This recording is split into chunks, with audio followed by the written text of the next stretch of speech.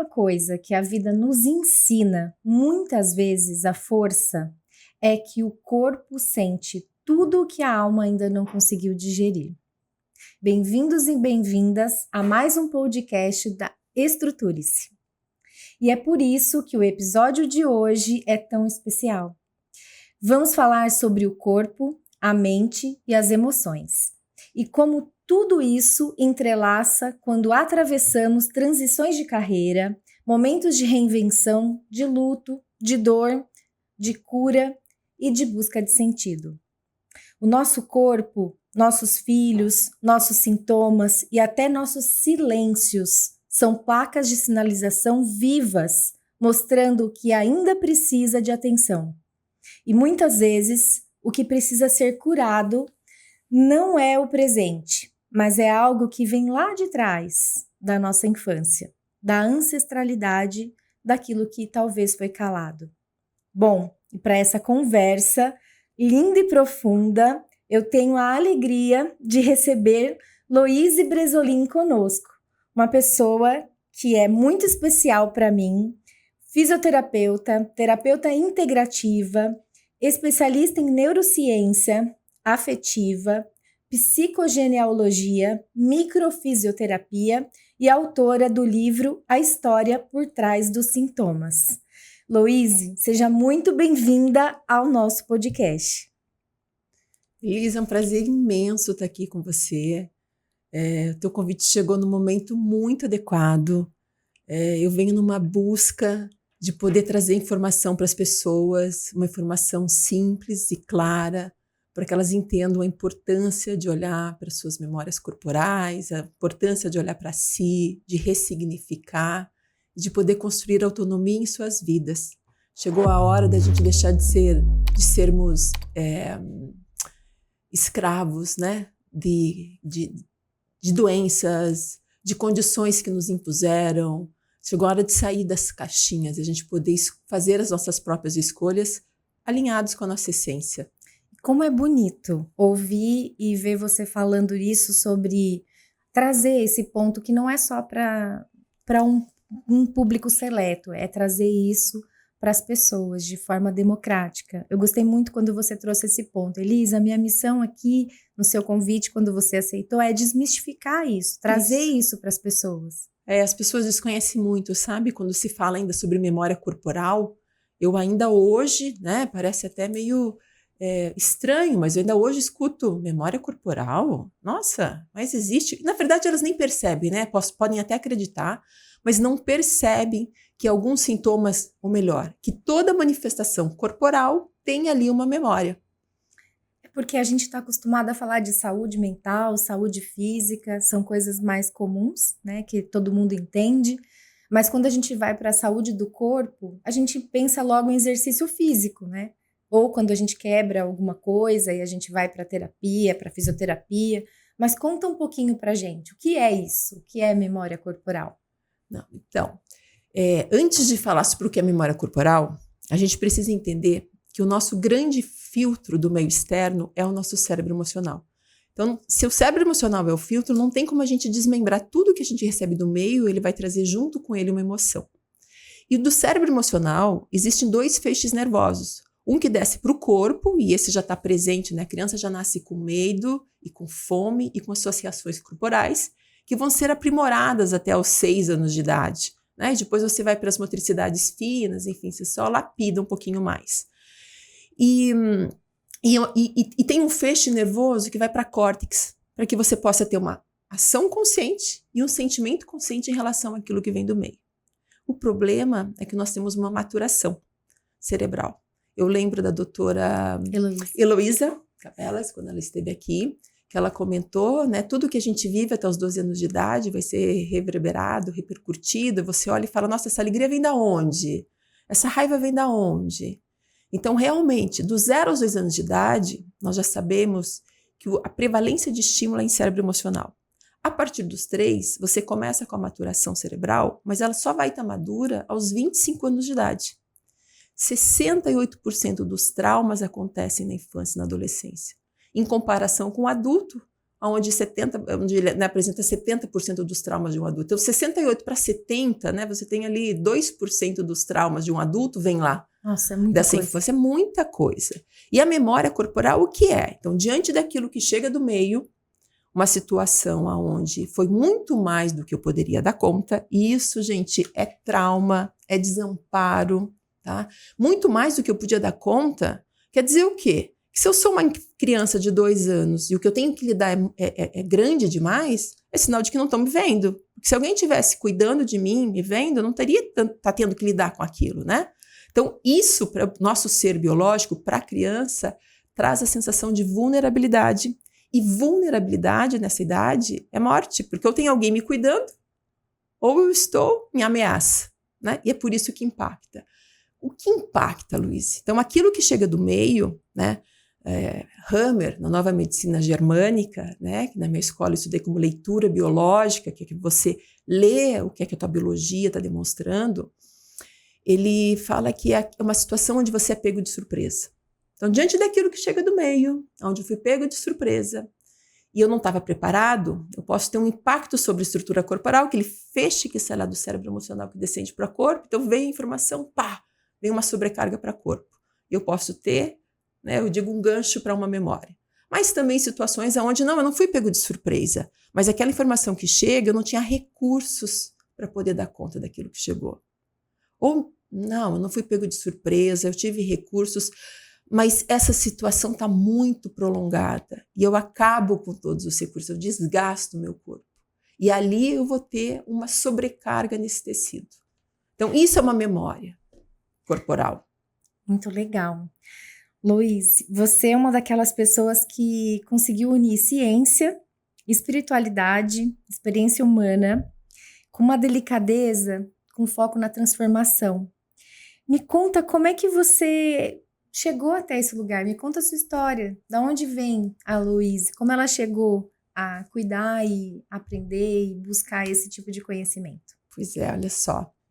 Eu comecei muito cedo a entender que o ser, né, o ser como um todo. Cedo que eu digo porque eu saí da faculdade, sentia, não me encaixava ali naquela forma de trabalho, né, meio mecanizado.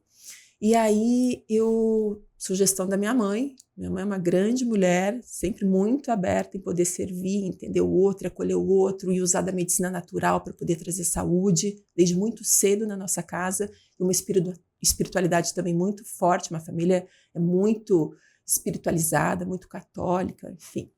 E aí ela falou, filha, vai fazer acupuntura que vai ser legal, vai ser bom para você. E aí eu fui fazer, e me encantei com a acupuntura, tanto que depois de 4 anos eu fiquei um tempo na China porque eu queria viver aquela ciência, né, que trazia aquela relação da natureza sobre o homem, né, do universo agindo sobre nós, né. Falei, não preciso mergulhar mais nisso aqui. Fui para a China. Quando eu voltei, eu ainda assim falava, puxa, mas está faltando, deve ter alguma coisa a mais. Eu atendo os pacientes e ainda tem questões que não se resolvem. Ele até tem uma curva ascendente, mas entra num platô e falta alguma coisa, né? E aí veio a microfisioterapia. Então a micro, ela foi assim uma transformação na minha vida, que a micro é uma técnica francesa, né? Explica porque é uma técnica, eu pelo menos há alguns anos atrás, nunca tinha ouvido falar. Eu ia confundir com a fisioterapia. Explica a diferença. Sim, então assim, é uma técnica, ela veio da osteopatia. A osteopatia já é uma técnica dentro da fisioterapia que você vai trabalhar sobre os tecidos ósseos, tecidos musculares, as fáscias, para liberar os bloqueios, os movimentos perdidos, os micromovimentos perdidos. A microfisioterapia foram 2 franceses que desenvolveram a técnica, porque eles viam que eles trabalhavam naqueles tecidos, assim como eu com a acupuntura, eu falava, nossa, eu estou trabalhando aqui, e por que não consigo resolver tudo? Tem que ter alguma coisa além, né, desse corpo energético. Eles também trabalhavam ali nos tecidos e falavam, puxa, por que volta essa lesão? Se a osteopatia ela vai na origem da causa, tem que ter uma outra origem mais profunda, porque senão teria que ter resolvido esse assunto, né? E aí a microfisioterapia é embasada na embriologia, na filogenética, que é o desenvolvimento do sistema nervoso dos seres vivos, na ontogenia, que é como eles se desenvolvem. E aí esse professor, que também era teólogo, então trouxe toda essa ciência e desenvolveu essa técnica que a gente trabalha num campo mais sutil, né? buscando essa perda de movimento, mas é mais em campo, num campo vibracional, dá para se dizer, sabe? Tá mais sutil do que uma fáscia, naquela energia que é gerado a cada atividade celular, movimento celular, porque é isso que a gente sente no corpo.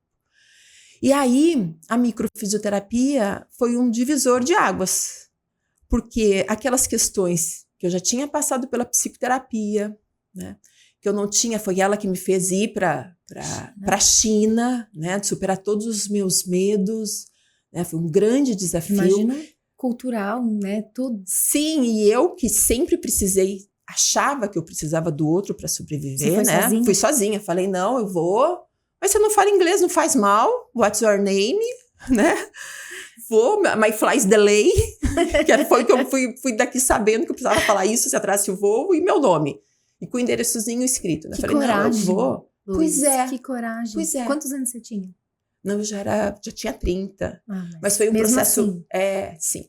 Foi desafiador, porque eu falei, não, eu preciso ir sozinha nesse momento. Porque na minha vida eu sempre estava buscando apoios, sabe? Então aí eu buscava um apoio num projeto. A pessoa desistia, eu já não tinha mais força para andar, né? Eu desistia, eu falei, não, esse projeto da Austrália, que estava com o foco à China, porque eu precisava aprender o inglês, eu falei, eu vou sozinha. E aí, né, voltei, daí fui fazer. Então, a psicoterapia me ajudou nesse processo de ir para a China. A microfisioterapia também ela foi um divisor, porque eu fui tratando sobre essas memórias corporais. Então, aquelas coisas, aquelas situações na vida que eu via que faltava alguma coisa, o que eu preciso olhar além, por que as coisas não caminham do jeito como eu quero, qual que é o meu lugar, por que eu não consigo encontrar o meu lugar no mundo. E a micro, ela me abriu daí para todas as outras técnicas que vieram depois, porque a gente entende que existe as memórias transgeracionais, e eu fui estudar psicogenealogia, né, que você abre a tua árvore, e entende sobre a tua formação, o que você pode estar trazendo de energia, né, ou de repetições de padrões. Fui estudar a nova medicina germânica, que é a leitura biológica, e entendi um pouco mais sobre esse sistema nervoso autônomo, né, que é o sistema que é regido pelo nosso cérebro emocional. Então, não tem como a gente ter sintomas corporais se você não tiver uma emoção por trás dela. Se você não tiver uma memória primária servindo de base. Para quê? Num segundo momento, quando eu vivo essa situação de ameaça, o meu corpo começa a entrar em processo de adaptação. Nossa biologia está ali para nos salvar. A gente compra por emoção, né? A gente faz várias coisas pela emoção. Pela emoção, E o que você está trazendo a emoção, ela está por trás de praticamente tudo. Tudo. E aí depois eu fechei com, né, quer dizer, vai fazendo uma formação ou outra, mas a cereja do bolo foi quando eu fui estudar neurociência afetiva. Porque eu falei, caracas, agora eu tenho esse embasamento todo para falar, tá aqui, ó, memória corporal. Tá aqui, ó, porque que eu preciso vir tratar criança, adolescência, olhar para isso, senão eu não vou conseguir ressignificar lá na frente. E quando você fala neurociência afetiva, o que ela traz? Neurociência são várias, né? Temos vários tipos. O que o afetivo ele traz? Neurociência afetiva, ela vai olhar muito para esse desenvolvimento infantil, né? Neurociência afetiva, ela fala que nós nascemos para pertencer. Porque, claro, veja bem, você chega aqui nesse mundo, né? Eu sempre busco, eu gosto de falar, trazer algumas falas, né? Alguns conhecimentos da psicogenealogia, porque a gente entende que uma alma nunca vem por acaso para esse mundo. Então, o filho, quando chega, pode ser que os pais não estivessem preparados para recebê-lo. Mas se ela veio, né, um ser crístico, foi porque ele aceitou um convite. Alguém chamou, um desejo, né? Um desejo inconsciente, entendeu? Não precisa necessariamente ser consciente. Inconsciente desse sistema. Alguém acolheu, a gente fala, foi o masculino, a energia do masculino chama. A energia do feminino fala, eu te acolho, pode vir. E ainda assim nós temos o livre-arbítrio no ponto do nascimento, no momento do nascimento, falar, eu aceito esse desafio. E quando a gente escolhe lá do alto, eu brinco, que é como se você chegasse para o divino, bem como tem um filme da Disney, Soul, que o cara quer voltar para para terra, porque ele tem uma apresentação de jazz para fazer, que ele esperou a vida inteira para cantar com aquela cantora, e aí ele morre. E ele fala, não, eu preciso voltar. Ele chega no céu e ele fala, não, eu não morri, eu quero voltar. E aí ele fura a fila, né? Sai daquela esteira que leva e fura a fila para voltar de novo para cá. E aí ele vê, chega uma criança para Deus, e fala, escolhi a minha casa, quero descer. É lá que você quer ir? Então, peraí. E ele dá potência. A potência para você dar conta daquela história. Então a gente já traz essa potência. A própria biologia mostra isso, Elis. A gente olhar, nós somos os seres mais evoluídos, mas o ser mais evoluído, ele vai trazer dentro dele todos os outros processos de evolução. E o menos evoluído são as bactérias. E as bactérias são seres mutáveis. Então a gente que está nesse processo final, a gente também a gente veio para corrigir uma história. Nós somos inevitavelmente nossos pais melhorados, a gente tem essa ferramenta, só que o problema vem aí, neurociência afetiva. Aonde, Luíse?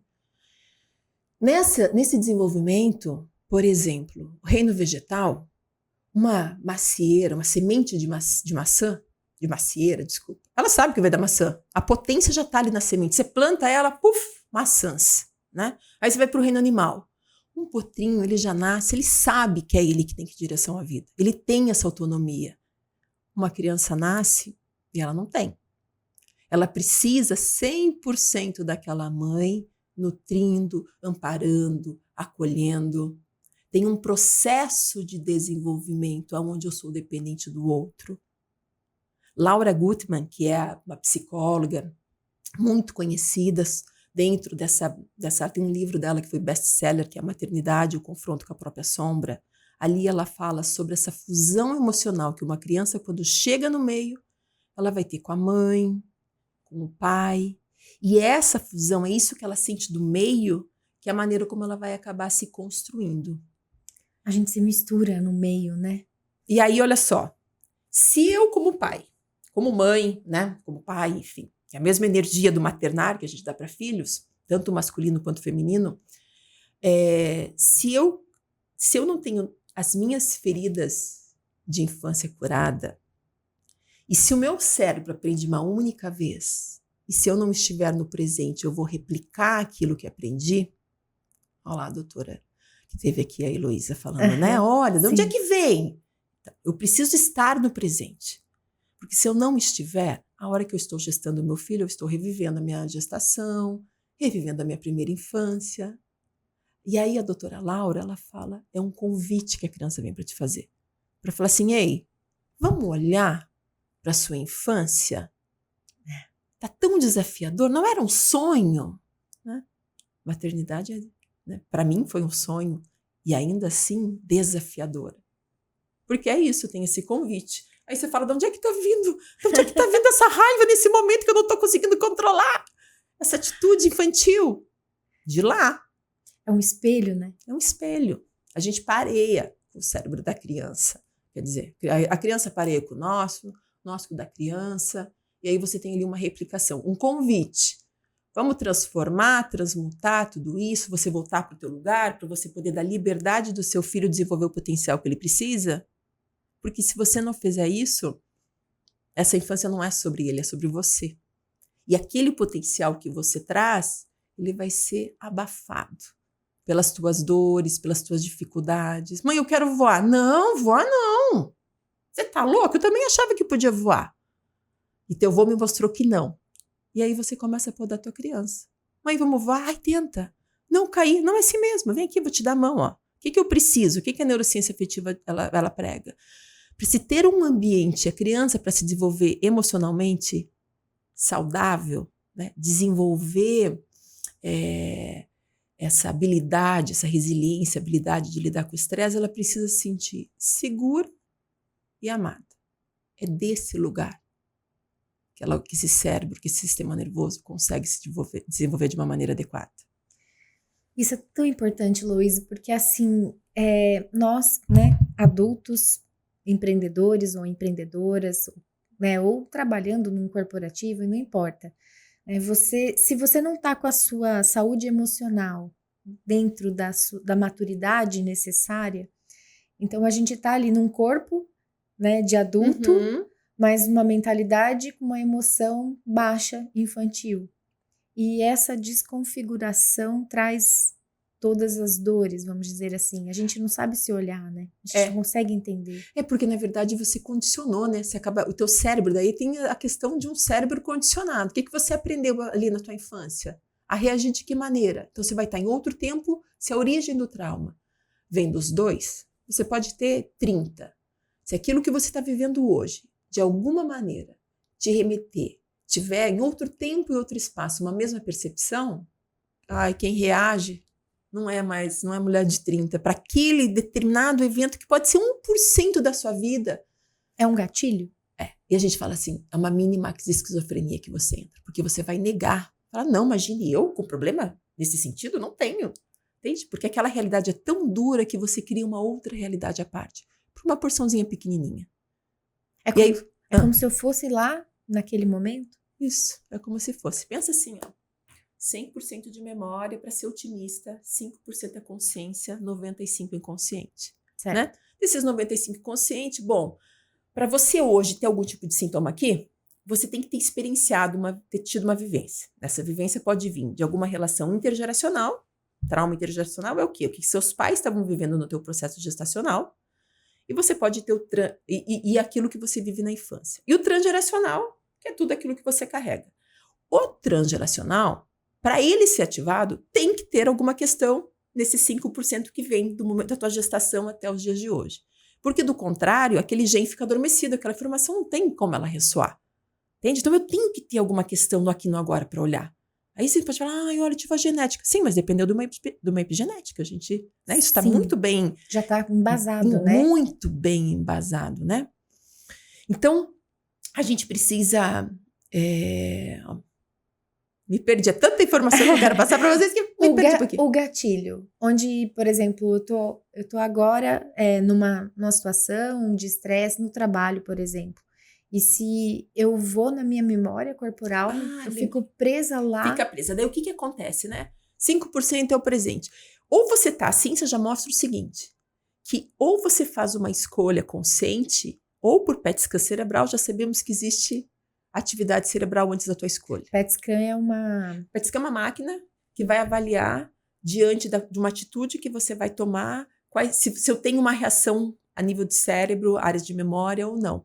Uhum. E ele já mostra que tem. Então, ou você está aqui no presente, ou aquele cérebro que foi condicionado a agir sempre de uma maneira X, ele vai estar agindo daquela forma. Ou seja, é ciência já. Ciência. Não tem como você pensar, Elis, em saúde mental sem falar sobre regulação emocional. Ótimo. Não tem. Você vai precisar... isso é muito importante. Isso não, é muito importante para as pessoas ouvirem. Não tem, porque olha só, isso tem algumas coisas que eu vou estudando, porque aí, claro, eu pego lá a medicina chinesa, deixa eu entender um pouquinho sobre psicoenergossomática. O que é isso? Uma emoção, energo, que desequilibra uma energia e que somatiza num tecido. Então, quando a gente senta para estudar, né, vem um paciente que eu abro ali, ele fala, eu não falei nada, eu só te passei para você um relatório dos meus sintomas, você me pediu dos sintomas dos meus pais, eu fui trazendo para você, e aí a maneira como você veio me descrevendo, porque aí eu busco lá, medicina chinesa, olha, isso aqui está me dizendo desequilíbrio dessa estrutura, tem uma emoção assim, que aí a leitura biológica vem e fala isso, então você vai começando a conectar, na verdade você vê que existe uma teia da vida que está tudo relacionado, e aí você consegue a partir daí trazer essa consciência, né?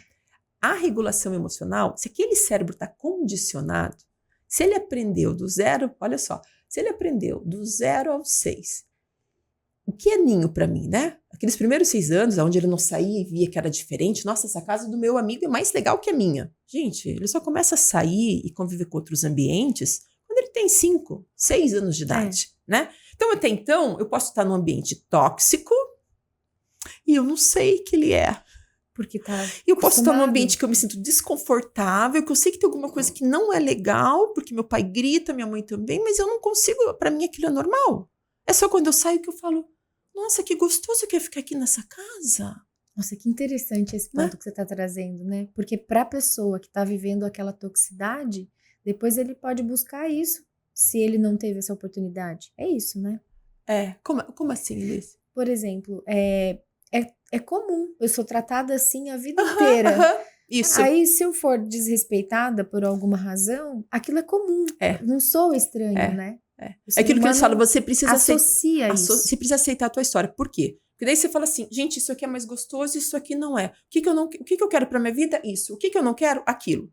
Só que a tua biologia entende como seguro o que você teve na tua infância. E aí, pra você, o normal é o tóxico, vamos dizer assim, né? Isso. Você vai estar replicando. Então, é isso aí, ó. Tem um cérebro condicionado. Aprendi o que é ninho na minha primeira infância. Todos os outros que eu for construir já tem uma base. Aprendi o que é a energia do nutrir, amparar e colher, a energia do feminino. Todas as minhas relações, onde o cérebro vive no real, que é virtual, que é simbólico. Então, simbolicamente, todas as relações onde eu preciso trazer essa energia, como foi que eu aprendi que é o maternar? Como foi que eu aprendi que é o relacionamento? O que eu via na minha casa?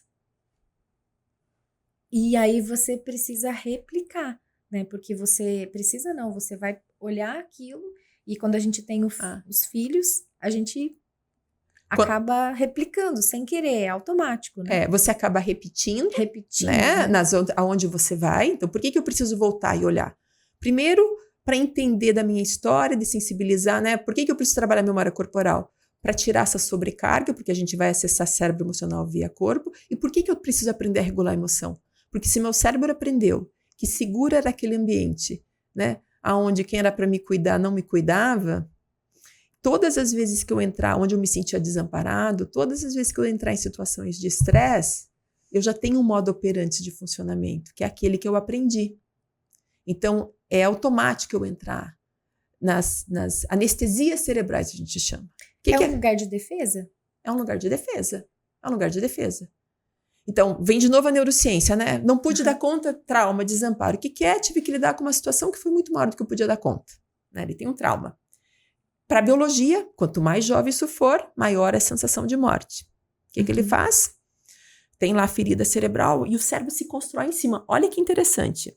Crianças criadas num ambiente hostil com crianças que foram criadas num ambiente de segurança e afeto. Um estudo. Vamos pesar o cérebro dessa criança, ambiente hostil, e dessa criança de um ambiente de segurança e afeto. Esse é mais leve. Esse é mais pesado.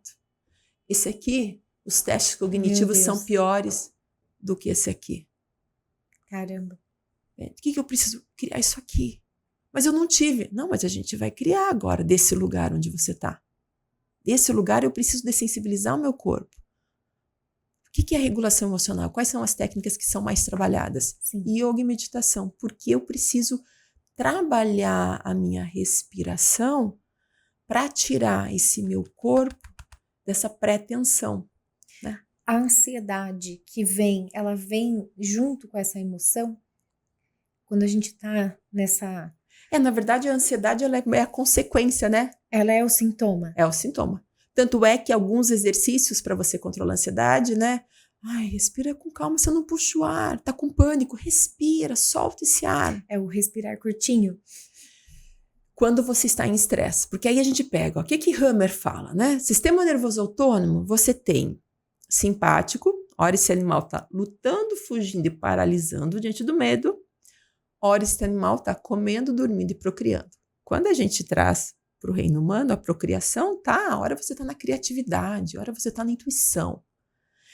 Se eu tô, né, se a gente trouxer isso para o corpo, vamos olhar para o corpo. Fisiologicamente eu tenho, a hora que meu estômago está trabalhando, ele está em fase ativa, está em simpático tonil, eu preciso liberar, digerir esse alimento que está chegando aqui. A hora que eu termino de digerir, ele entra na fase de restauração, reparo, né, para ele poder se preparar para uma nova ação. Mesma coisa, noite e dia, né? Noite é um sistema de vagotonia, dia é um sistema de ação, preciso correr atrás de dinheiro, que vai me trazer comida, proteção. É diferente do que vivemos lá no passado, mas só muda... Não.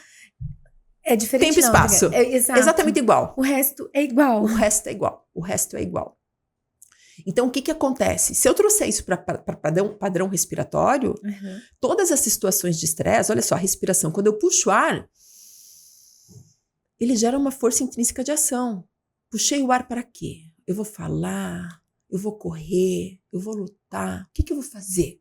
né? Olha, Quando eu solto o ar, eu eu relaxo. relaxo, né? Sim. Se eu cresci num ambiente de estresse, eu fiquei mais tempo fazendo respirações mais ins do que ex. Minhas vezes eram curtas, porque era como se eu tivesse o tempo inteiro, eu estava em estado de alerta, como se eu fosse precisar agir. Se eu quero regular minha emoção, eu preciso ensinar para esse corpo que ele pode respirar, que ele pode soltar o ar. Por isso que meditação e yoga, elas te trazem para a presença. Você prestar atenção na respiração, você prestar atenção no teu corpo. Libera a memória corporal? Libera. Mas eu tenho que estar ligado que ela está fazendo tudo isso. Não só o professor está ligado disso tudo. Não, os alunos, olha. Está direcionado para isso. Por quê? Porque aí eu preciso dessensibilizar, trazer essa informação para o cérebro. Olha, estou em paz. Isso é paz. Não é aquilo que você aprendeu, que está em estado de pretensão e fala, não, estou ótimo. Porque a tua razão fala, não tem problema nenhum, estou relaxado. Mas não tá. Na verdade, é um baita diálogo aqui na cabeça da gente, né? Acaba ficando, É uma né? conversa interna, né? Que a gente não percebe. E é uma vozinha aqui, outra E vozinha Elise, aqui. muitas vezes, assim, ó, é muito mais... a gente não percebe porque a gente tá nessa confusão mental de pensamentos, né? Pensa, a respiração, ela chega pro coração e fala assim, para de bater, porque o primeiro cérebro emocional, tem alguns estudos que falam sobre coerência cardíaca, que eles dizem o seguinte, campo elétrico cardíaco é um campo gigantesco, e quem dita a emoção para a mente, né, tem uma linha e eu acredito nisso, quem dita emoção para a mente é o teu coração, ele está na frente, tá? Então, é o maior campo elétrico, é o cardíaco, ele vai ditar todos os outros. Quanto mais agitado eu tiver esse coração, ele dita a frequência da mente. Mais agitada vai estar essa mente. Mais agitado vai estar as células. Ó.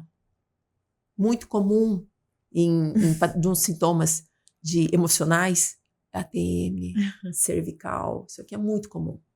Tá? Então, o que eu preciso fazer? Preciso parar esse coração. Gente, mas como é que para o coração? Morrendo! Né? Não, morrendo a gente está no extremo. Mas e se eu começar a regular a minha emoção? A minha emoção não, a minha respiração. Respirar mais lento.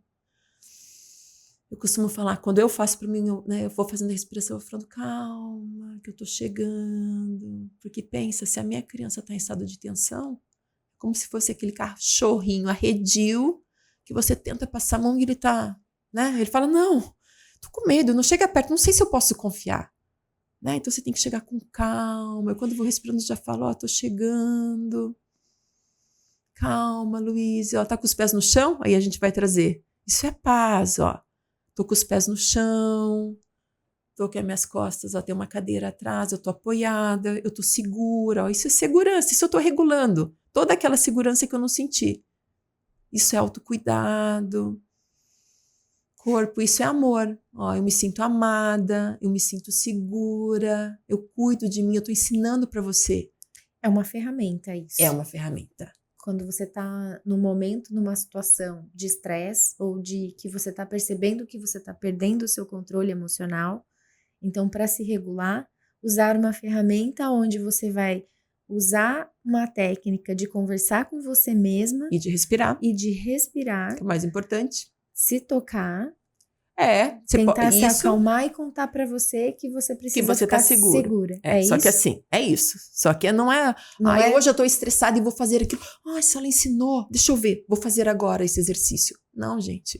O desafio que chega, ele já foi construído, né? Vem de uma insegurança que vem de anos.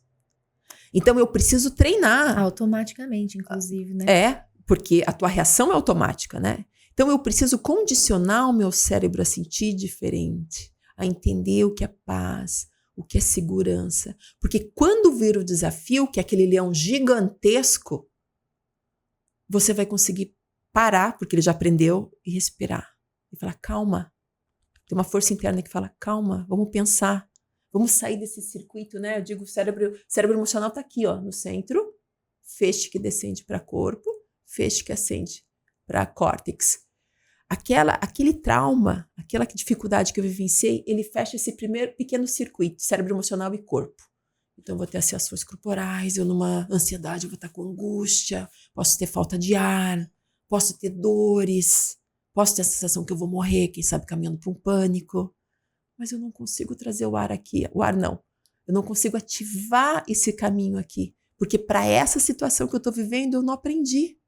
Eu fiquei parado naquela emoção, naquela memória que provavelmente vem lá da infância. É como se ele fizesse uma cápsula?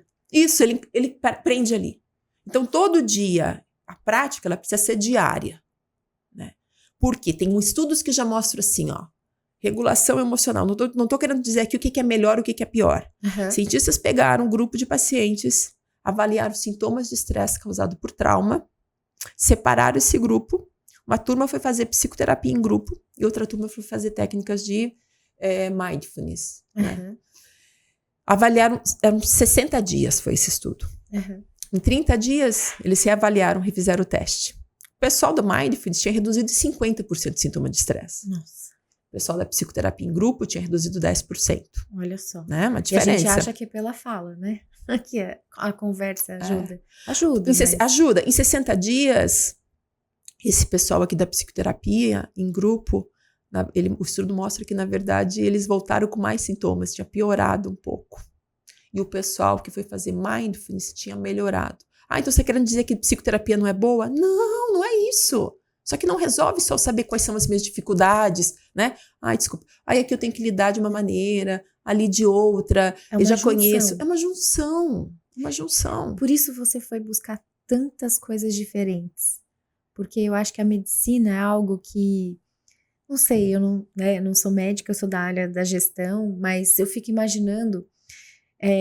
os especialistas, né? São profundos, e aí você tem o médico, a especialista numa parte do corpo, num pedaço. Mas como é complexo o ser humano para você ter só um conhecimento? E eu percebo que você foi buscar, você trouxe aqui quantas especialidades? Você olha a pessoa como um todo. Como um todo, né? Foi essa busca. Porque é isso, medicina separatista, eu não consigo sanar o teu problema, porque se tá tudo integrado, como é que eu vou poder resolver o teu conflito? Que ele nasce aqui, mas ele vai se espalhando pelo canalzinho do neuro. Eu vi aquele post que você fez. A gente parece... De regulação emocional, né? Isso, parece um monte de cabelo, assim. Aquilo é o nosso sistema nervoso. Aquele é o nosso sistema nervoso. Então, lá do cérebro emocional sai um feixe nervoso que vai até a ponta dos seus dedos.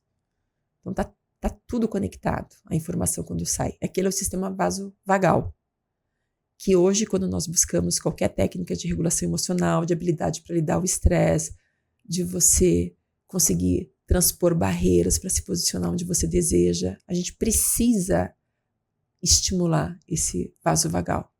Porque nós estamos vivendo, né, num momento em que está todo mundo estressado. O mundo é um mundo de dores, né? A gente está com a questão da tecnologia, né? Eu já trouxe o episódio anterior, que foi o posterior da Heloísa, eu trouxe a Ana Cabral, que é uma especialista em inteligência artificial. Uhum. E a gente conversou bastante sobre isso, sobre esses pontos, essas questões, né? A agilidade que você está trazendo, esse ponto, essa ansiedade, a gente sempre acha que está perdendo alguma coisa toda hora, né? O mundo, essa conectividade, a gente toda hora está lendo, vendo. Essa sensação de angústia do futuro do trabalho, do que vai acontecer, eu preciso ir para o digital, eu preciso me expor, né, tantas coisas. E principalmente interagir com as máquinas, porque elas vêm para ficar, não tem o que fazer. Mas tem muitas pessoas que não estão prontas para se relacionar nem com elas. Né? Como é que a gente ultrapassa esse ponto? Eu acho de suma importância trazer... Eu estou trazendo você aqui justamente por isso, porque o autoconhecimento, eu comecei o meu primeiro podcast falando sobre isso, porque autoconhecimento é a maneira como a gente entende que a gente está reagindo. Pode ser que a gente não tenha todo esse conhecimento de saber o sintoma, mas a gente vai começar a fazer um fio condutor, eu penso assim. E é por isso que eu quero ir, porque para mim a estruturação está na mente primeiro. Mas hoje você trazendo e o que a gente vem conversando e o que eu venho ouvindo você falar, o corpo também traz esse impacto. É como se fosse uma memória é a segunda memória? Você poderia dizer isso? Isso, porque não tem como você desmembrar, né? Mente e corpo, veja bem, você já nasce com o quê? Com as emoções, cérebro emocional, que é a mente, e o corpo já estão ali desde o momento do teu nascimento. Então não tem como você desmembrar. Eles caminham realmente juntos e eles vão ser responsáveis, na verdade, quer dizer, as suas experiências, aquilo que você vivencia na tua infância, por toda a maneira como você vai se construir, né? Então, assim, criança chegou naquele ambiente, né? Vamos falar um pouquinho sobre a energia do feminino e do masculino, né? Por que é tão difícil para mulheres? Eu sei que teu podcast é sobre mulher, né? Também, né? Também. As mulheres... Por que eu trago as mulheres? Porque... Me diga. Eu acho que porque eu sou mãe, solo ainda, tenho essa questão.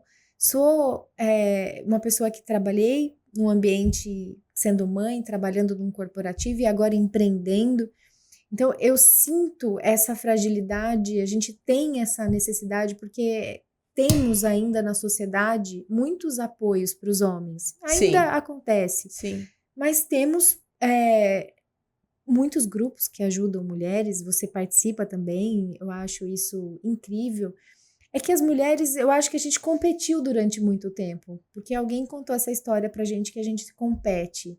E durante muito tempo eu entendi que essa questão existia. E foi estudando que eu me desmistifiquei e falei, não é assim, tem tantas mulheres incríveis como a Heloísa Capelas, por exemplo, você, quantas mulheres se apoiam e quantas ainda precisam de apoio e entender que se posicionar no digital, se posicionar como negócio, como estratégia também é para mulher, que a gente acha que é só para homem. Muitas acham, negócio, gestão, finanças, isso não é para mim, isso é mais para o lado masculino. Mas isso não quer dizer, eu até queria que você falasse um pouco sobre o masculino e o feminino que você traz, porque não é porque eu trabalho, não é porque eu sou uma pessoa que estou fora que eu não sou feminina. Na verdade, assim, ó. E não é porque eu sou feminina que eu não posso fazer estratégia, finanças e gestão. Claro. Eu vou trazer para você, né, a maneira como eu vejo. De tudo que eu fui estudando, né, eu sempre digo que o conhecimento que eu trago não é uma verdade absoluta, mas ela se torna uma verdade para você quando ela ressoa com o seu coração. E todo o meu trabalho, tudo que eu busco trazer, e essas ferramentas que eu utilizo para poder ser um apoio de transformação, né? Uma semente de apoio ali, veio dessas verdades, daquilo que eu fui aprendendo. Isso aqui faz sentido para minha vida, pode vir. Isso aqui faz sentido para minha vida, pode vir. Então, eu vou te trazendo informações, vocês vão pegando aquilo que vocês acharam que é coerente. Nós somos os únicos seres que trazemos a dualidade. Claro, a gente busca a perfeição como divino. Divino é um casamento perfeito do masculino e do feminino. A grande maioria, não todos, mas a grande maioria das mulheres, então se eu tenho a dualidade, eu trago o masculino e o feminino dentro de mim.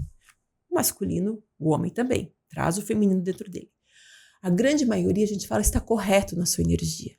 São mulheres que têm uma alma feminina e elas lidam com o exterior, com essa energia feminina, mas o masculino está aqui. Os homens, a grande maioria, tem o masculino no exterior, mas o feminino está aqui, dentro deles.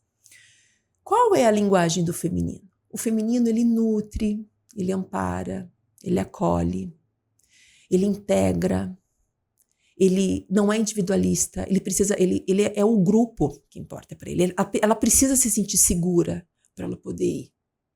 O masculino, o papel dele é ampliar território, conquistar território, ir em direção a, enquanto no feminino eu tenho a firmeza, no masculino eu tenho a força.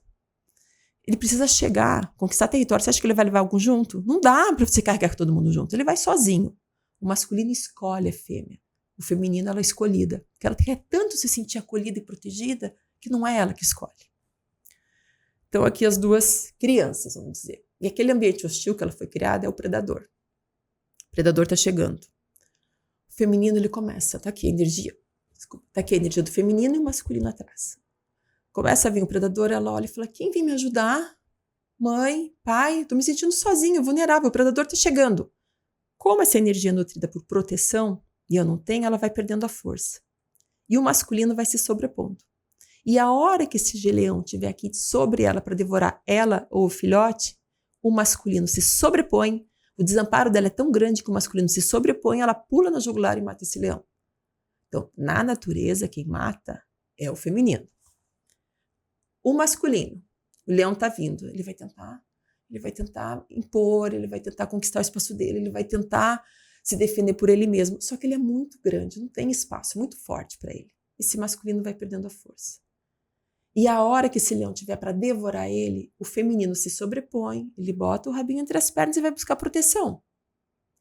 Se isso acontece repetidas vezes, nós vamos ter mulheres que, por mais que tenham uma alma feminina, a maneira como elas agem é masculina. Elas vão, elas fazem, elas acontecem, elas não pedem ajuda. Eu aprendi desse meu desamparo, que eu não posso contar com o outro, que eu tô sozinha, que sou eu por eu mesma. Então não é que eu não quero ajuda, eu nem demonstro que eu quero. Esses dias eu olhei para a minha mãe, conversando com a minha mãe, ela falou, você nunca disse que você precisava de ajuda. Eu falei, putz, desculpa. Eu falei, realmente, eu nunca disse mesmo. Eu lidava com aquilo sozinha, onde eu ia. Você acha que eu não queria amparo? Claro que eu queria. Mas eu não sei, eu não pedia, não demonstrava. Então quem fazia a leitura de fora, quem fala, nossa, isso eu tenho certeza que acontece com muitas mulheres. Nossa, você é isso, você é aquilo. Não, eu não sou, eu não me sinto assim. Mas você construiu assim para poder dar conta. E os homens, eles precisam de apoio. Então ficam aqueles homens que precisam de que alguém venha, que ampare, que fale, que posicione, que direcione, que dê essa segurança. Porque eles não têm. Em todas as áreas da vida, não. Mas digamos que seja num relacionamento. Esse casal se encontra. O que nutre a tua alma, ele não consegue te dar. Porque quando ele chega para tentar te amparar, você se demonstra tão forte e ele não se posiciona logo de uma vez. Então você fala, não, deixa que eu faço. Você não arrumou aquilo em casa, você não fez aquele outro, faça aquele outro. Você vai delegando funções que vão enfraquecendo o masculino dele. Então o masculino dele também não está nutrido. E ele, ao não se posicionar e falar, ei, para que eu cheguei, você não precisa fazer tudo isso sozinha, eu tô aqui agora, o teu feminino também não se sente nutrido. E esse casal começa a se distanciar, porque as almas deles não são nutridas. Porque aquela mulher, no final do dia, Elisa, ela chora e fala, quando é que alguém vai fazer alguma coisa por mim? Tô sozinha. Nunca. Por quê? Porque eu não demonstro, eu não peço. Ninguém nunca vai fazer nada por mim. Como é que eu vou conseguir? Bom, aí eu cresci numa vulnerabilidade. É da nossa biologia o medo, porque foi ele que fez com que a gente se movimentasse, foi ele que fazia com que acabou a comida aqui, vamos ter que ir para outro lugar. Então o medo tá com a gente. E aí, olha só que curioso como é um cérebro condicionado. Quando você entrou em contato comigo, lembra? Há um ano atrás? Mais de um ano. Acho Mais de um ano. Foi porque eu postei, eu lembro que você falou, nossa, eu me identifiquei com você. Eu postei, eu precisava dar uma palestra, eu sempre tive muita dificuldade de falar em público, muita dificuldade. E eu precisava dessa palestra, encontrei com uma amiga, era do PNP, que era o encontro da minha formação de neurociência para psicólogos. Eu fui convidada para dar uma palestra e falar um pouco sobre a minha história. Eu lembro disso. Lembrou? Uhum. E aí, nossa, no coaching, no meu psicólogo, no meu coach, não psicólogo, eu falava para ele assim, como que eu vou falar? O que que eu falo? Cheguei um dia, ele botou para gravar, tanto que tá lá na minha página. Eu falei, vou colocar, porque isso aqui foi pura emoção. Eu nem pensei, eu só falei. E quando eu cheguei para fazer a apresentação, uma colega de infância, que me conhecia desde os 7, a gente é muito amigas, ela falou, e aí, tá preparada? Eu falei, tô, mas já tô roxa. Eu só de pensar, já sobe a adrenalina, tô nervosa. Mas você não tá segura? Não, eu tô super segura. Mas eu não dou conta nem de pensar nisso. O tamanho é o meu medo, isso é insegurança. Ela falou, não, quem te falou que é medo e insegurança? Eu falei, eu aprendi isso. Desde sempre, eu sempre tive dificuldade de falar em público. Sempre foi difícil para mim nas apresentações de conclusão de curso. Ela falou, não, Lu, olha só como você está condicionada. A mesma adrenalina que é liberada no medo é liberada na excitação do novo. Você não está preparada? Eu falei, tô. Olha que coisa. Olha isso! Eu falei, caracas, tô preparada. Ela falou, então, isso não é medo. Isso é excitação pelo que você vai levar para esse público, né? Para o pessoal que vai estar te assistindo. Elis, foi maravilhoso. Porque eu subi naquele palco e, meu Deus do céu, eu nem acreditava que era eu que estava ali. Aquela vergonha, aquele calor que subia, aquele rubor que me matava, que denunciava para todo mundo, que eu já ficava tensa, porque eu falava, ai, tô ficando vermelha, nossa, tô mal, nossa, o que estão pensando de mim, como é que vai ser? Não existiu. Então, aí a gente vê, né, puxa vida, se eu cresci com esse condicionamento, muda a situação, mas eu não mudo a emoção. E isso vai pro teu corpo. Isso vai para o corpo. Porque pensa, eu tinha todas as reações corporais, meu coração batia aqui na garganta, eu sentia aquele rubor subindo, meu simpático a mil, né? Adrenalina, noradrenalina, só que não era por excitação. E quando eu entendi isso, mudou todo o contexto. E é por isso que as mulheres, elas travam mais. Quando eu falei que o meu projeto é para mulher, é porque eu acho que os homens têm mais facilidade, eles têm mais condição, não sei, pronto, não sei se é o cérebro, o que que é. Pode ser essa própria força que eles já trazem, né? Porque no fundo a mulher, para ela poder se desenvolver, me dê essa segurança que eu vou e faço. Então, se eu sei que você está aqui, olha só. Como tem uma cena que é curiosa, que eu digo, tem 2 relatos para fazer para vocês entenderem um pouquinho mais, como é. Uma criança, quando chega no ambiente, vem lá da infância, né? O que é um ambiente emocionalmente saudável? Que ela vai se desenvolver regulada emocionalmente. Eu pego sempre a cena do Rei Leão, quando nasce o Simba, que tá aqui a mãe do Simba, paradinha, o Rei Leão aqui na frente dela, brincando, o Rei Leão, o pequenininho Simba, e o leãozão aqui na frente, o pai. De vez em quando ele sai de lá, ele está protegendo, está criando um ambiente de segurança emocional, tanto para a mãe quanto para o filhote. De vez em quando ele sai de lá, vem, lambe ela, lambe o filhote e volta para o posto dele. Ele criou um ambiente seguro para essa mãe, para essa criança. Se a criança está em fusão emocional com a mãe, gente, ela está em paz, ela tá amada, a mãe se sente amada também, se sente segura, se sente vista. E é assim que ela se desenvolve, nesse ambiente propício para ela ter resiliência, habilidade de lidar com o estresse, saber quem ela é, para quando ela tiver idade ela poder proteger o território dela, defender o espaço dela. Agora, muda a cena. O leãozão não tá ali. Tá essa mãe aqui sozinha, tendo que cuidar do leãozinho, tendo que cuidar para ver se não tá chegando um predador, nutrindo e tendo que buscar o seu próprio alimento. Quanto mais estressada ela tiver, mais ela estressa o filhote, então o filhote menos para esse filhote, mais vai chamar a atenção dela. Como você acha que está o sistema nervoso dessa mãe? Como se desenvolve da criança? Caramba. Né? Eu vou precisar de adulto, eu cresci vindo desse ambiente, então eu sou aquele leãozinho que está o tempo inteiro me sentindo insegura. Como que eu vou chegar no outro território? Como que eu vou sair daqui e avançar para aquele outro território? Não tem condições. Eu vou ter que criar esse ambiente.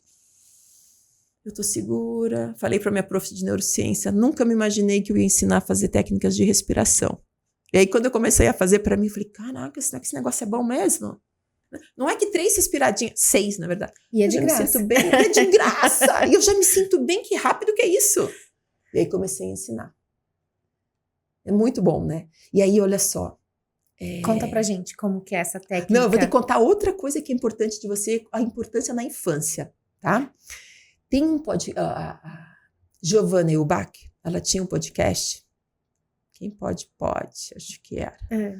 E tem uma entrevista que ela faz com a Sharon Menezes. E aí ela pergunta, sabe a Sharon Menezes qual é? Aquela negra linda, maravilhosa, tem uma super autoestima, presença, autonomia, uau, né? Sim. Ela pergunta assim, nossa, tua autoestima veio da onde? Dos teus concursos de beleza? Ela falou, não, eu devo à minha mãe. Nossa, sua mãe? Sim, eu cresci num ambiente onde eu via que meu cabelo, meu nariz, a minha pele eram maravilhosos. Preconceito? Imagina que eu não sofri, mas eu não sabia, eu não via como preconceito, porque eu era uma negra no sul. Como é que uma criança negra no sul não vai sofrer preconceito? Impossível, né? Sim. Então, ela falou, eu tinha tão segurança de quem eu era, estava tão forte aquilo dentro de mim, a minha estima, porque quem traz isso para a criança é mãe, pai e professor, cuidador, professor, também é uma pessoa de autoridade, que eu não percebia.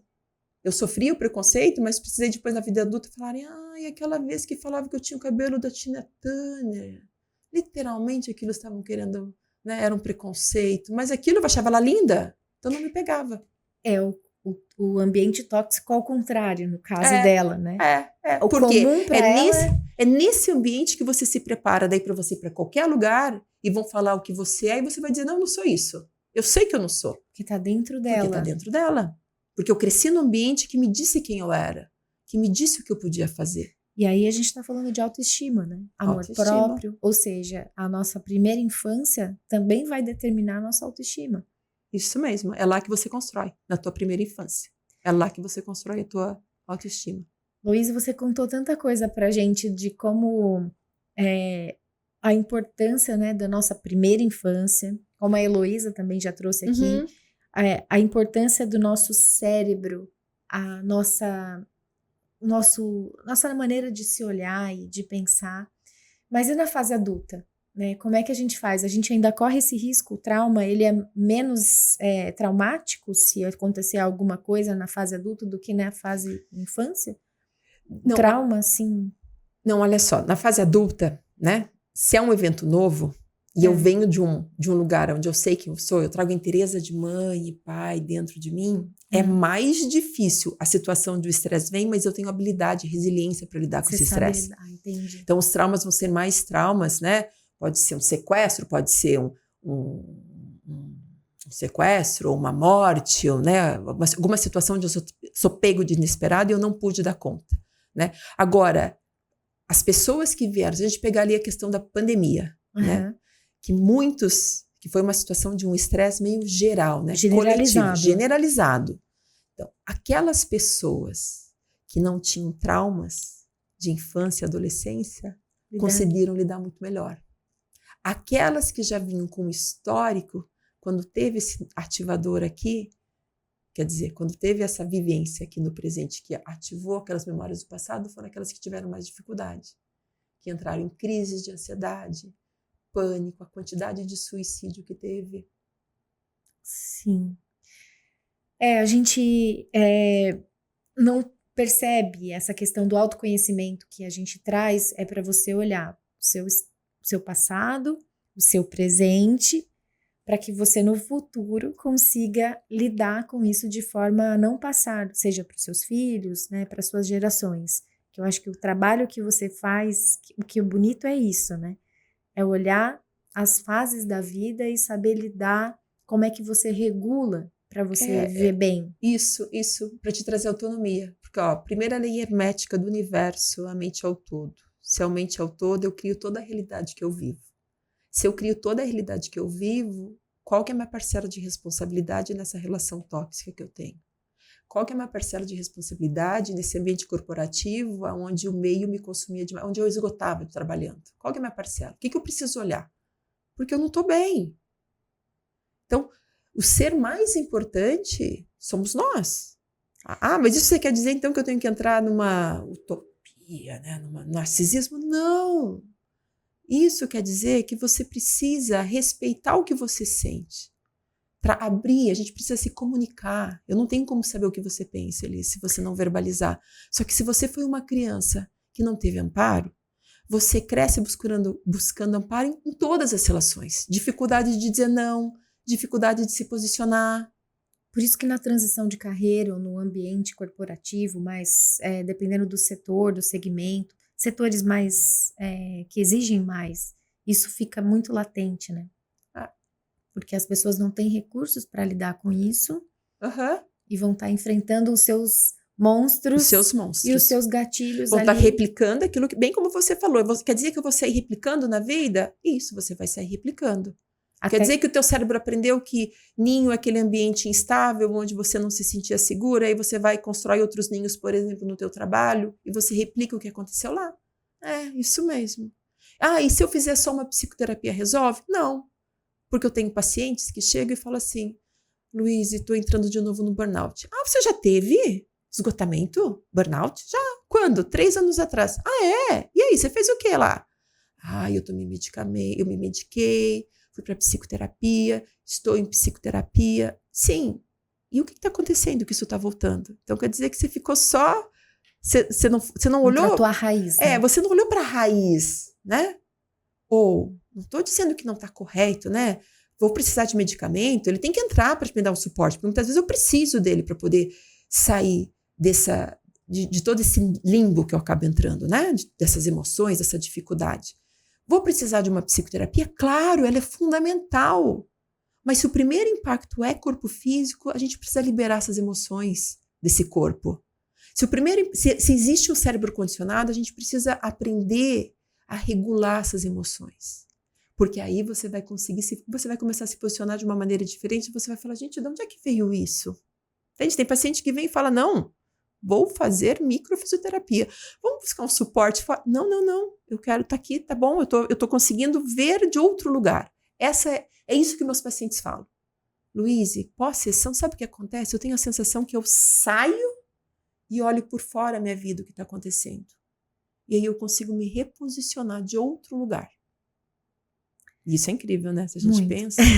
Porque é a forma de você agir e não só ser levado, né? Uhum. Algumas pessoas vão passar a vida toda sendo levadas pelo seu automático, pelo seu ambiente natural, pelo seu ninho, pelo aquele ambiente que construiu, né, no seu cérebro, aquilo como natural, vai passar a vida reagindo, agindo, sem se olhar de fora. Sem olhar. Olha, só tem uma frase que eu não sei se eu não me engano é de Einstein, que fala o seguinte, mas eu posso estar enganada. As pessoas vão chamar...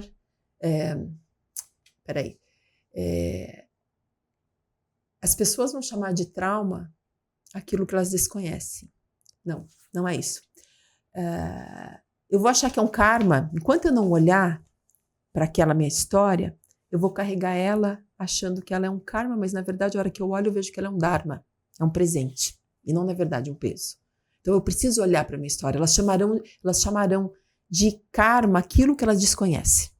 Porque a hora que você olha, você fala, gente, isso aqui era um presente, né? Nossa, essa dificuldade que eu vivi aqui me tornou mais forte para eu chegar lá. Só que tudo bem, eu cheguei, mas eu não preciso chegar com dor e permanecer lá com dor. Deixa eu buscar esse acolhimento, deixa eu me entender para saber pedir ajuda. É um espaço de dor olhar para isso, mas ao mesmo tempo, quando você olha, você tem a oportunidade de curar. Eu vou ler uma frase que até a gente colocou aqui no fundo, que eu gostei muito, que eu vi no seu Instagram, e acho que traduz bastante o que você está dizendo. As memórias corporais são como marcas na nossa história, guardadas em nossos músculos, tecidos e órgãos. São sensações e experiências que influenciam nossa vida, nossa saúde física, mental e emocional. Imagine o seu corpo como um livro. Cada sensação é uma frase, cada experiência é um capítulo. Sentir medo em um lugar específico ou ter dores sem motivo aparente podem ser mensagens do seu corpo. A boa notícia é que podemos aprender a ler essas mensagens. Ao entender o que o nosso corpo nos diz, podemos liberar traumas, aliviar dores e viver com mais bem-estar. Lembre-se, seu corpo tem muito a te dizer. Aprenda a escutá-lo e conquiste muito mais autonomia e felicidade. Então, ouvindo o que você está dizendo muitas vezes a gente não se atenta aos sintomas. E você escreveu um livro sobre isso. Isso. Quer falar como que foi? Porque essa frase eu acho que fecha aqui bastante. Resume tudo isso, né? Que a gente conversou aqui. O livro foi um presente, assim, que nem se deu convite, sabe? Porque eu me coloquei e falei, Deus, o que você quer de mim? Né? Eu tenho uma frase, meu mantra é, não temas que eu estou contigo. Porque tamanho era o meu medo, né? De ir para a vida e falar. E o livro, ele veio como convite, chegou no momento adequado, eu digo, porque perdi meu pai tem 8 meses, e ali no livro eu conto justamente sobre o ciclo celular memorizado, que foi uma repetição. O que é ciclo celular memorizado? Então, a nossa biologia está sempre buscando a vida, né? É um ganho de tempo. A doença é um ganho de tempo da natureza para você encontrar uma solução. E no livro, eu conto, quando eu parei para analisar que meu pai partiu, e eu parei para analisar tudo que eu tinha vivenciado nos últimos, principalmente 9 meses da partida dele, eu falei, meu Deus, estava tudo desenhado. As minhas doenças, eu fui fazer um trabalho ali em maio, ó, ele morreu em agosto, faltava 3 meses para ele morrer.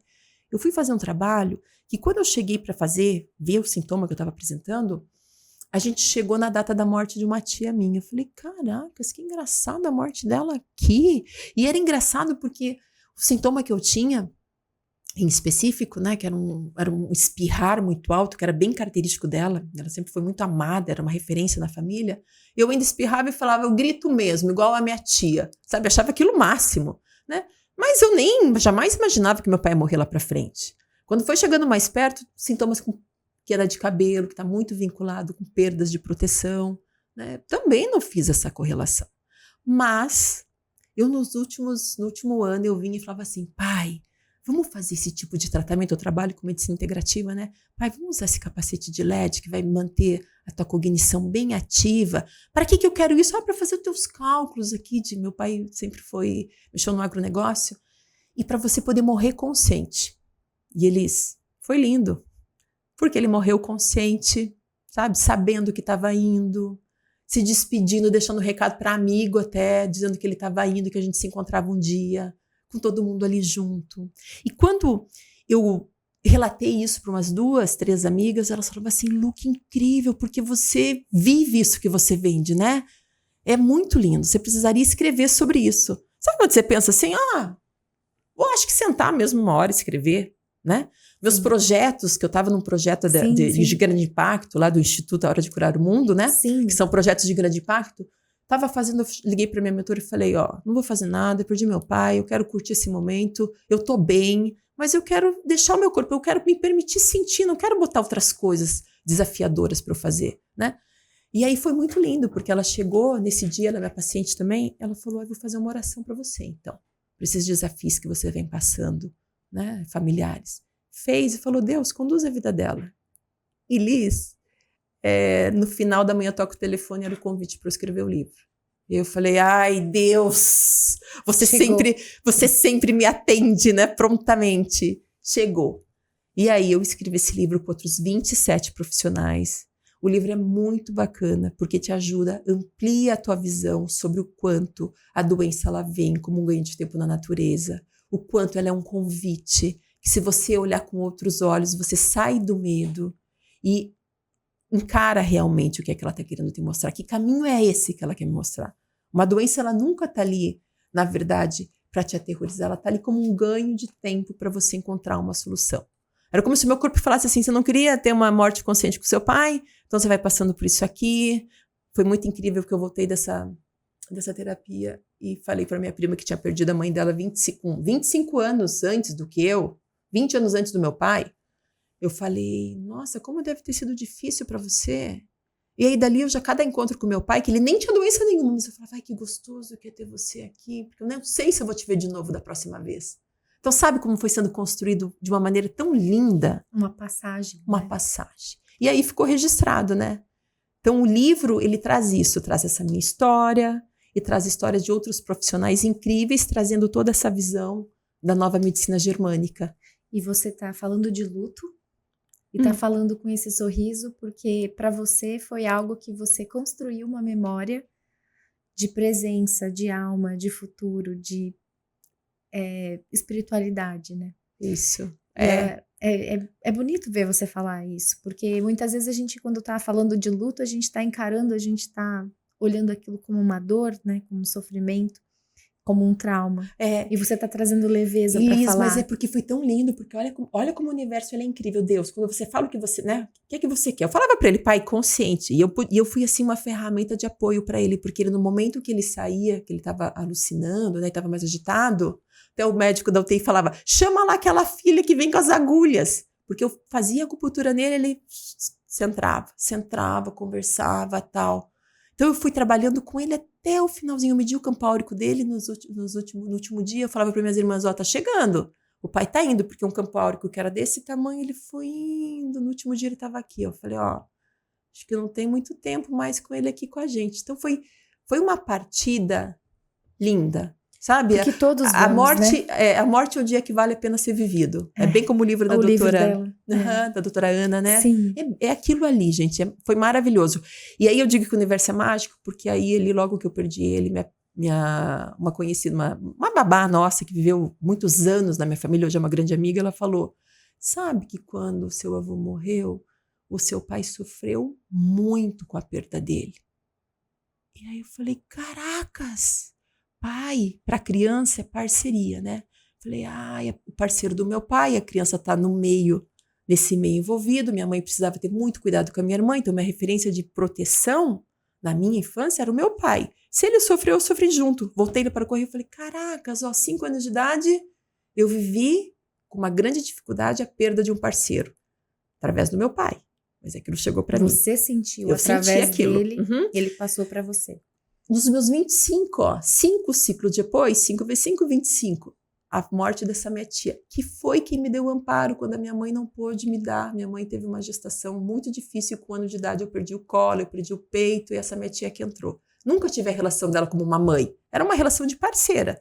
Né? Então tem a mesma energia de pai, que é como a criança vê essa figura. E aí aos 50, que eu faço 50, o meu pai. Falei: caracas, os 3 ciclos alinhadinhos, só que eu consegui ressignificar aquela primeiro, que foi uma perda difícil para o meu pai, né? A minha segunda, que foi difícil para mim, mas nem tanto, eu fui apoio ali até o final da morte dela também, tive presente, e aí fechei com a do meu pai, que foi de muita consciência. Então é um privilégio. Aí no livro eu conto isso, né? Sim. Que aquilo que a gente deseja, o corpo te leva você a realizar aquilo, realizar. Mas porque você já tinha maturidade, já tem a sua regulação emocional e você sabe lidar com a perda e com a dor. Eu aprendi. Aprendeu. Eu aprendi a lidar. Quando eu resolvi que eu ia embora, o desafio, eu lembro que eu falei pra minha irmã: conta pra mãe lá primeiro pra ver como é que eles assentam, porque eu não ia até a esquina, assim, ó. Quer dizer, eu morava fora, mas morava em Curitiba, sou de Curitiba, minha família é de Cascavel, mas eu tinha medo de perder eles, sabe?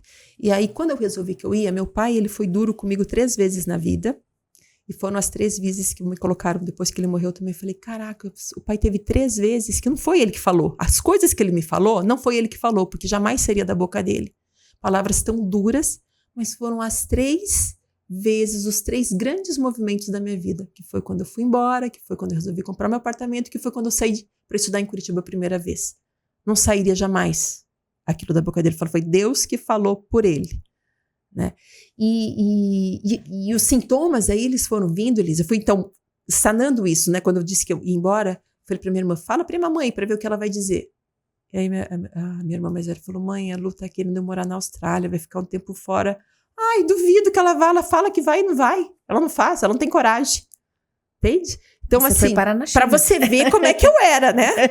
Então, na verdade, foi uma construção de estar se olhando, de não ter medo, porque você já viveu isso um dia, de muitas pessoas que têm medo de olhar para si. Quem sabe a microfisioterapia é um convite, porque eu não preciso falar.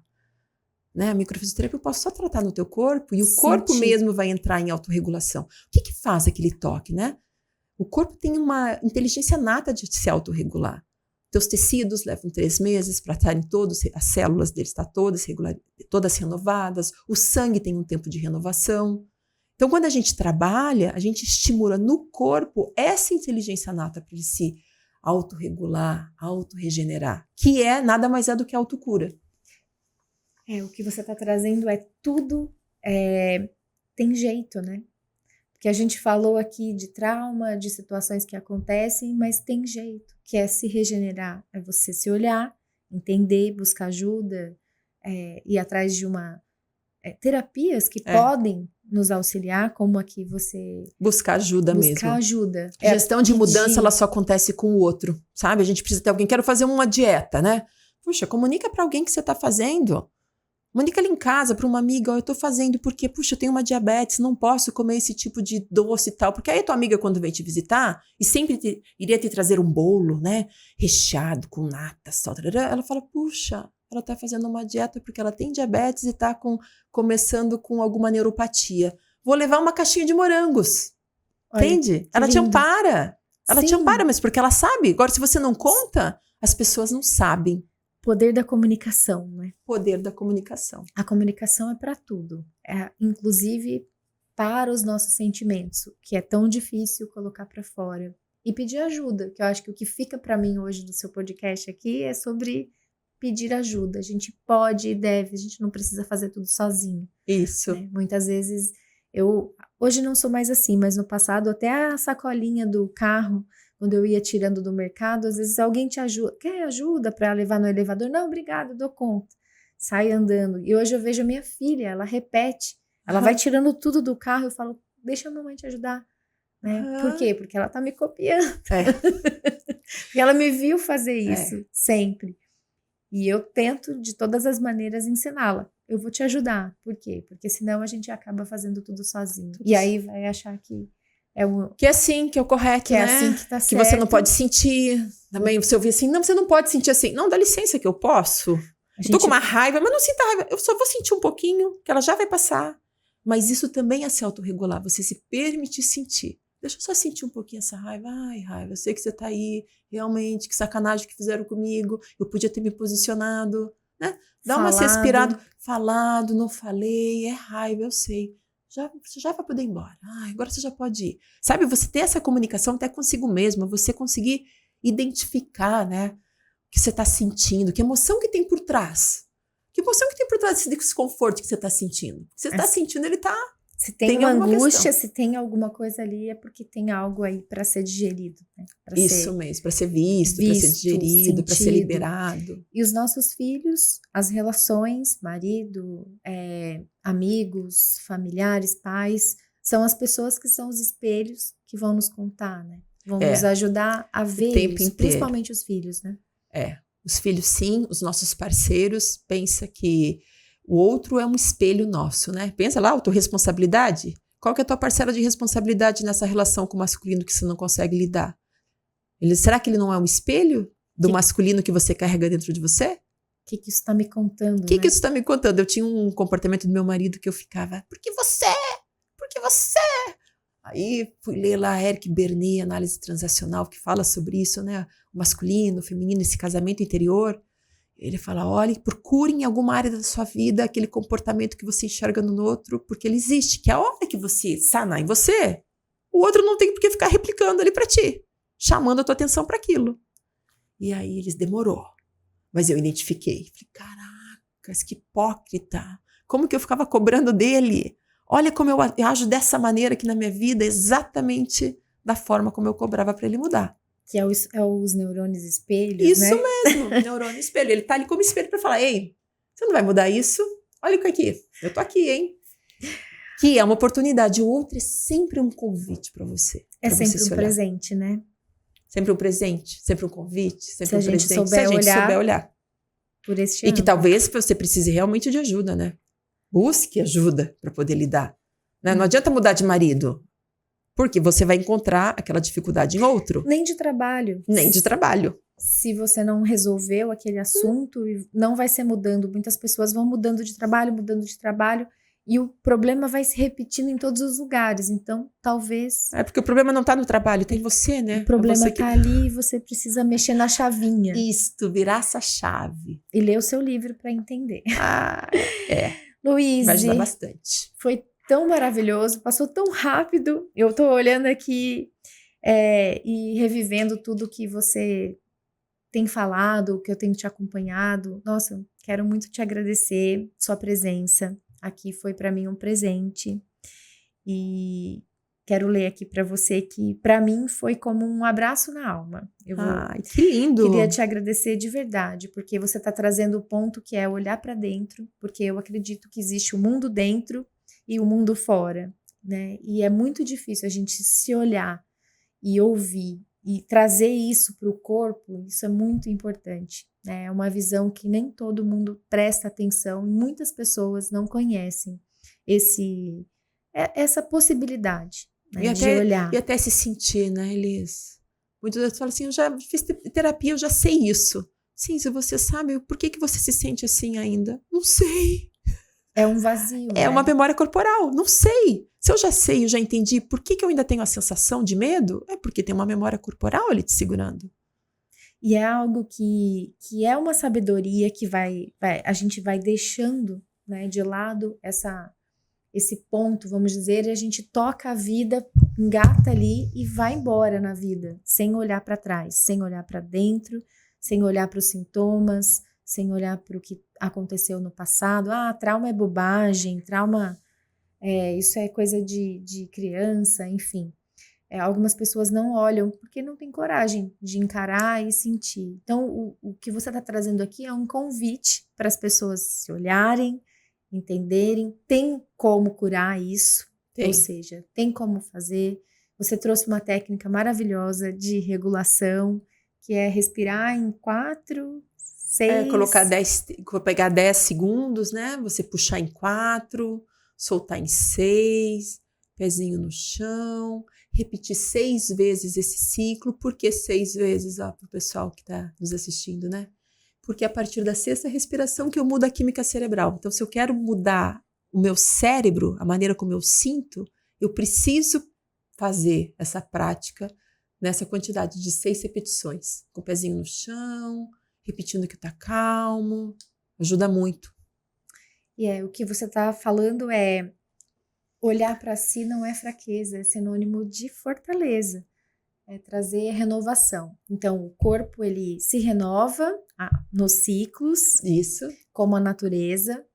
A gente tem a oportunidade de ressignificar os traumas que foram gerados quando a gente ainda estava na primeira infância, a gente não teve condição de fazer aquilo, porque a gente era indefeso. Que as pessoas que nos causaram esse trauma não têm culpa. Não tem. Porque eles também receberam os seus traumas. E nem sabe, né? É como a criança sente. O pai e a mãe podem estar presente ali. É como eu recebi que impacta, né? E a nossa alma está aqui presente. E se a gente está disposto a olhar com coragem para isso e entender, olhar para dentro, né? E poder fazer outras escolhas.